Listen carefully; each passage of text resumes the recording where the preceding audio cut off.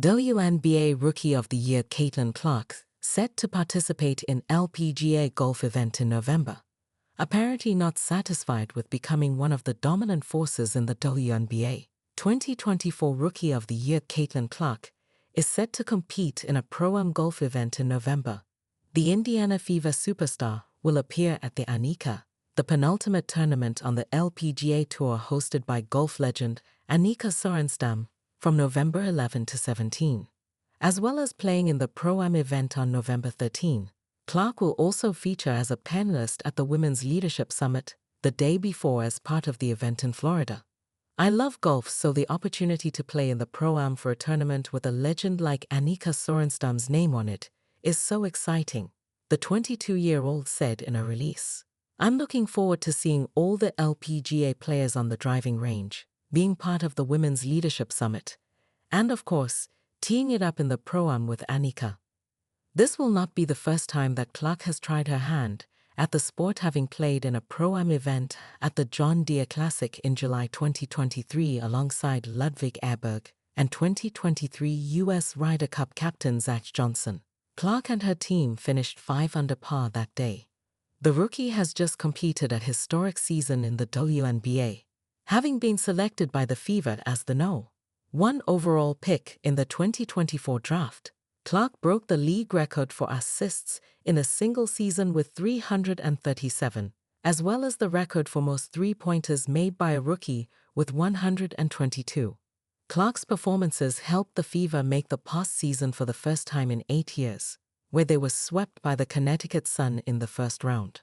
I have been following Caitlin's career during college and now on the WNBA stage, and what she is doing to bring attention to women's sports, both on and off the court, is outstanding, said Sorenstam. I'm excited to meet Caitlin, and for her to join us at Pelican Golf Club in November in what will be an exciting week for women's sports. For more CNN news and newsletters, create an account at cnn.com. Fever coach Sophie Cunningham have same nickname for Caitlin Clark. Earlier this offseason, the Indiana Fever made a major shakeup to their organization by hiring new head coach Stephanie White. Just a few months later, the team traded for guard Sophie Cunningham as part of a 3-team deal that sent No. 2 pick in 2020, Satu Sabali, to the Phoenix Mercury from the Dallas Wings, who received point guard Ty Harris, and the rights to Mikia Kiki Herbert Harrigan from Phoenix and Nalissa Smith from the Fever. Indiana also sent Dallas the 8th pick in this year's draft while receiving Cunningham and the No. 19 pick in the draft. Not long after she was traded to the team, Cunningham revealed her nickname for Clark, Taylor Swift.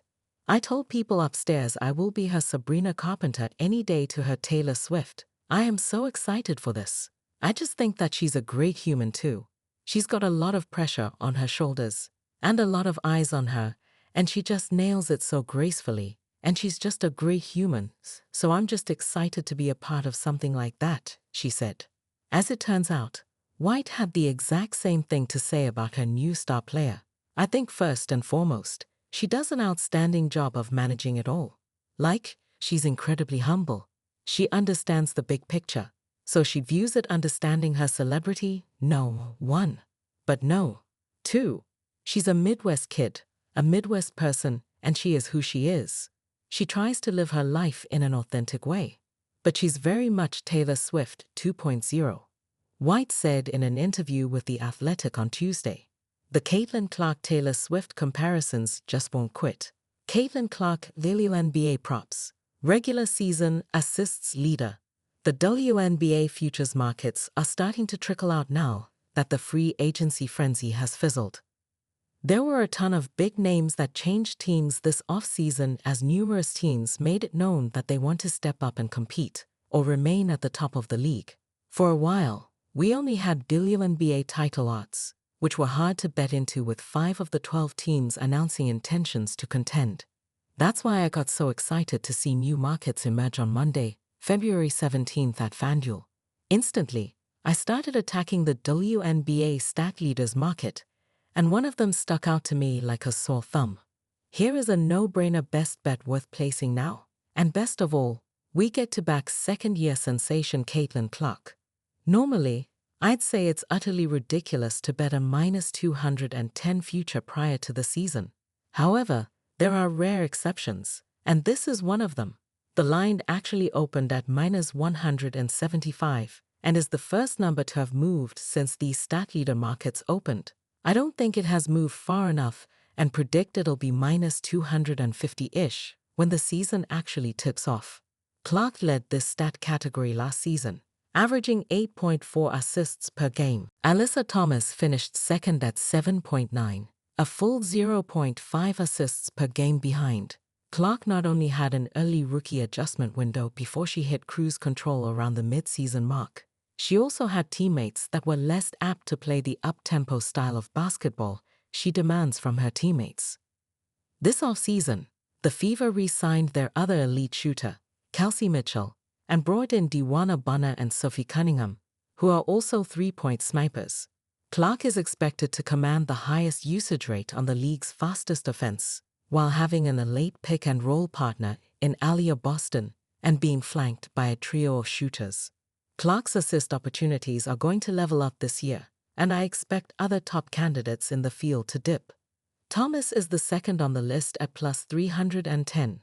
She just moved from the Sun to the Mercury and will have to adjust to new teammates, a new system, and two other great ball handlers on her team. One of whom is Kahlia Copper, who dominates in isolation sets and creates for herself. The other is Diana Taurasi. She has not announced any retirement yet, a possible WNBA goer, who still plays such intelligent basketball. I expect Thomas to dip from 7.9 assists per game. Next on the list is Natasha Cloud, but all the way down to +1900. She has a 5% implied probability to win this. That's how steep the drop is after Clark and Thomas. Cloud also switched teams and joined the Connecticut Sun, who, after a very competitive season, fired their coach and lost their two best players. I don't expect the Sun to compete the same way, and thus I don't expect Cloud to be running a dominant offense. The Sun also brought in Marina Mabry last season and thrived with her as the point guard. If they continue that tactic, we will see even less initiating from Cloud. This Clark assists line reminds me of the Stephen Curry most three-pointers market, which always hovered around -150 per season, until the market realized it should actually be closer to -350/-400. This Clark line will be close to -400 starting next season. So despite a 68% implied probability, I think this clearly has value and will be a steeper number before the WNBA season tips off. For reference, this bet is based off player averages and requires 28 games played to qualify. The risk of a Clark injury truly feels like the biggest risk in making this bet.